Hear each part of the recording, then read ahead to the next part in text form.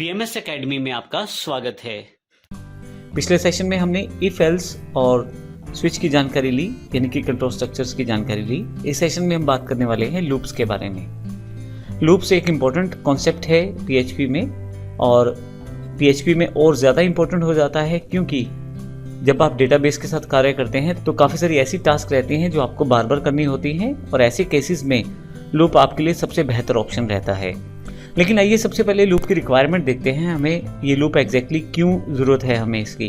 तो ये सबसे पहले देखते हैं, हमारे पास जो एग्जांपल दिया गया है, मान लीजिए मुझे एक बार स्मार्ट सिस्टम्स को प्रिंट करवाना है स्क्रीन पे, तो इसके लिए मैं इको की स्टेटमेंट को एक बार शामिल करूंगा अपने प्रोग्राम में।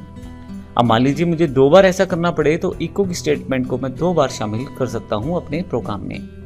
लेकिन किसी कारण से अगर यही स्टेटमेंट आपको 500 से 1000 बार चाहिए या और ज़्यादा बार चाहिए, तो उस केस में क्या हम बार बार इको स्टेटमेंट का यूज़ करेंगे?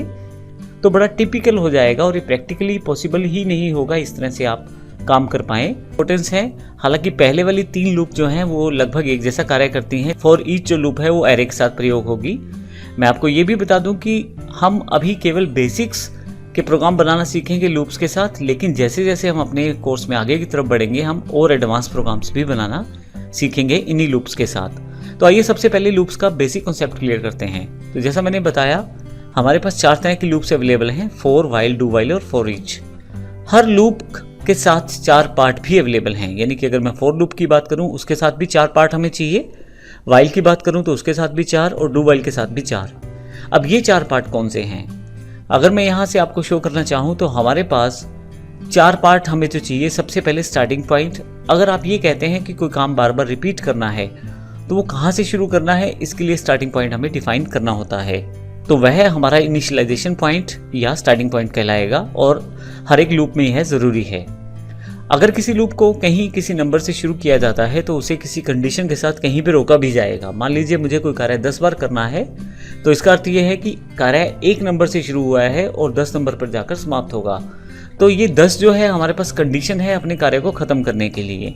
तो ये दूसरा पार्ट हमारा कंडीशन और एंड पॉइंट है, जहाँ पे हमें अपना जो लूप है ख़त्म करना है। तीसरा आइटरेशन या स्पीड है, हमें लूप को कितनी स्पीड से आगे बढ़ाना है। जैसे एग्जाम्पल के लिए, क्या 1 से 10 की तरफ जाते हुए क्या मैं 1 में 2 जोड़ कर आगे बढ़ूं, जैसे 1 में 2 जोड़कर 3 और 3 में 2 जोड़कर 5 और 5 में 2 जोड़कर 7, या क्या मैं 1 में 1 ही जोड़कर आगे बढ़ूं, जैसे 1 में 1 जोड़ेंगे 2, 2 में 1 जोड़ेंगे 3, 3 में 1 जोड़ेंगे 4। तो आइटरेशन एक तरह से स्पीड को डिफाइन करता है लूप में कार्य करने की। इसके साथ हमारे पास ब्लॉक है। ब्लॉक में वो स्टेटमेंट शामिल की जाती हैं जो आप बार बार एग्जीक्यूट करना चाहते हैं, या वो टास्क शामिल किया जाता है जो आप बार बार करना चाहते हैं। आइए अगले सेशन में इन सभी लूप्स को बारी बारी से सीखेंगे। सबसे पहले फॉर लूप की बात करेंगे अगले सेशन में, और देखेंगे किस प्रकार हम इसका प्रयोग कर सकते हैं। धन्यवाद।